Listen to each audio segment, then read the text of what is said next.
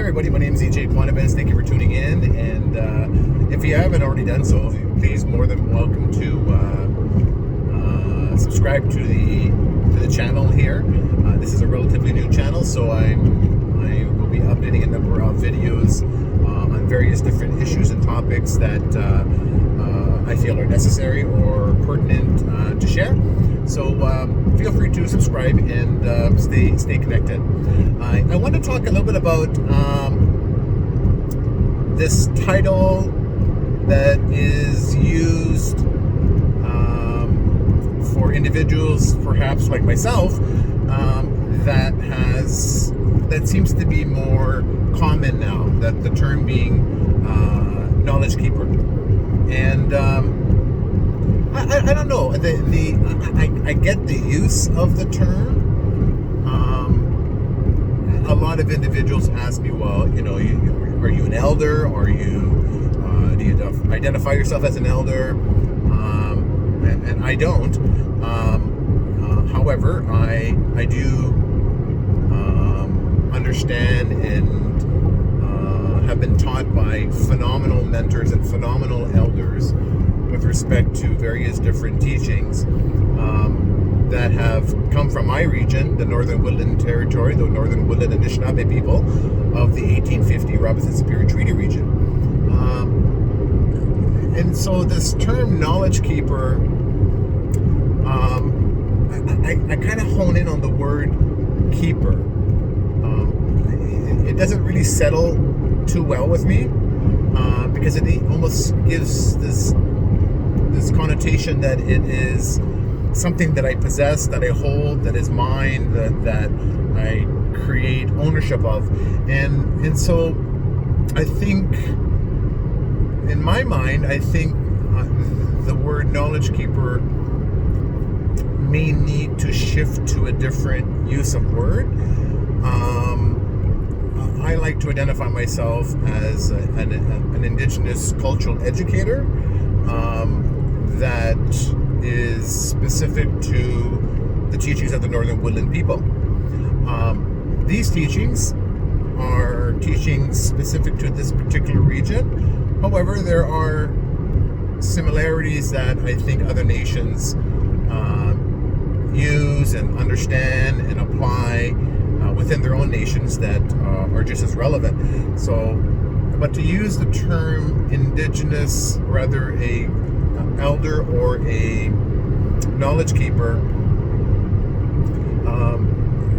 it just doesn't settle well with me. So I prefer the word Indigenous cultural educator. And even this word of being knowledgeable in the culture, if I use the word Indigenous cultural educator, that in itself as well has to be used very carefully, because it makes it seem that I am knowledgeable or the expert, and that's what I've been told before, but I'm not the expert, and nor should it be perceived as I being an expert in the Indigenous culture, because there is such a diverse community and diverse teachings right across the line, both in Canada and the United States, that is so vast. For example, I have no knowledge or understanding or insight to the teaching, say, in the West Coast. There is a phenomenal amount of Indigenous nations there that I am not even aware of, that I only know a handful of them, and their customs and beliefs and practices are very different from that of mine within the interior of Ontario. The same could be said for the East Coast. I don't have the knowledge or the insight of those teachings in the East Coast. So I have to be very careful and how that word cultural educator in itself is used. The same could be said from the nations in the southern territories, in the southern states, or even in southern Ontario. Because in southern Ontario, there's people of the Six Nations Confederacy there are the Huron people, the Wendat people, and so on and so forth. So to be knowledgeable and be the expert in those nations would not be accurate. And so again, when we use the term now elder, I've witnessed and I've seen and I've heard elders feeling like they have to provide insight that belongs to other nations. I've seen and witnessed this. And for me, I think, I can't speak on behalf of the indigenous culture as a collective. That's not my place. I am not going to speak about customs and practices and belief systems from other nations. That is not my place. And even though that I reside in Southern Ontario, I come from the true north. Well, I come from the north. The true north is the fly-in communities. But I come from the north, and even the north philosophies and customs and beliefs are very different from those Ojibwe's to some degree in Southern Ontario or in the plains part of Canada. And so, because being Anishinaabe or being Ojibwe, there are Ojibwe's in the interior, there's Ojibwe's in the plains, there's Ojibwe's in Southern Ontario. We haven't even got into language, just a little snippet of information that there's 76 dialects of how to speak Ojibwe in Ontario alone. That's not counting the dialects in the plains territories. So this notion of being an elder or knowledge keeper, in my mind, we need to be very careful of how that term is used. And there are a lot of people out there that tend to self-proclaim to be elders, that feel this need to be the one-stop shop for knowledge because they've been assigned the title as elder. I always like to use the reference that Justice Sinclair made a few years back when it relates to elders. And I can't remember the exact quote, but it has something to do with the fact that when somebody uses the term elder, ask them who were their elders, where do they come from, what are the teachings, how did they learn these practices and have this insight.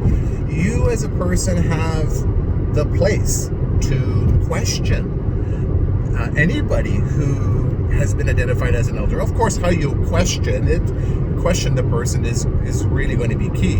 You must be respectful, of course. But there are a lot of people who use the term elder that perhaps shouldn't be using the term elder. Now, granted, there are some phenomenal elders out there that have this insight and teachings and knowledge that is just mind-blowing. And a lot of the elders that I've had over the years who have been my mentors, the late Alex Skeed from Wajashkanigum, Bob Rice from Deer Lake, Minnesota, Suanne Robinson, the late Suanne Robinson from Batchwana First Nation. My God, there's like so many of them that I could make reference to.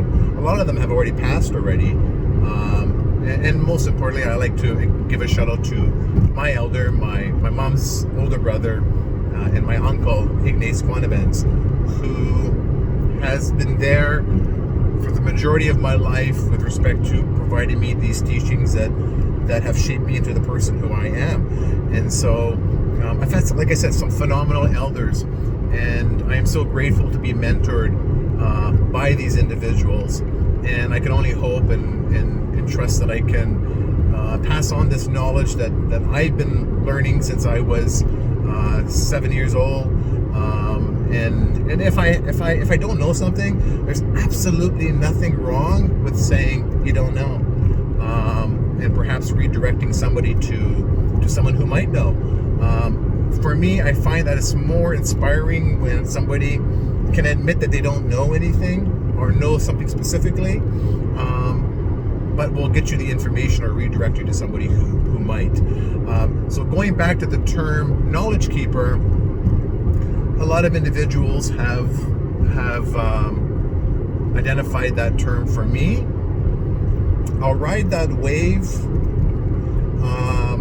but I prefer Indigenous cultural educator, because at the end of the day, this is what I do. I provide insight and education to the teachings and to the people who are seeking this information. So that's the term that I will use. So I want to say thank you for listening, and again, be mindful of how we interact with one another, and truly seek out knowledge and teachings from individuals of your traditional territories. It's very key, because that's all a part about one's identity. You can learn many different perspectives and teachings from many different elders from many different regions. But like my elder always said, there's nothing wrong with learning what's out there.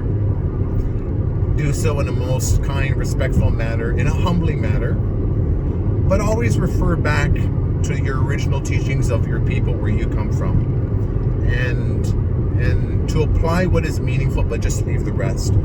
And I've always lived by that philosophy, so I give my hat off to my elder, my uncle, who has always been very frank and direct with me about teachings, and I think that's a valuable lesson that can be applied in life for anybody. So thank you so much for listening in, and if you haven't already done so, feel free to subscribe to my channel, and share the channel with your contacts, and stay tuned for additional talks that I'll be posting in the days to come. Be much.